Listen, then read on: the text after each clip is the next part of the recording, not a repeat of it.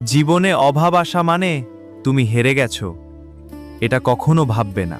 আজ তোমার হাতে টাকা কম, আজ তোমার পাশে মানুষ কম, আজ তোমার কষ্ট বেশি, তাই বলে তোমার ভবিষ্যৎ শেষ হয়ে যায়নি।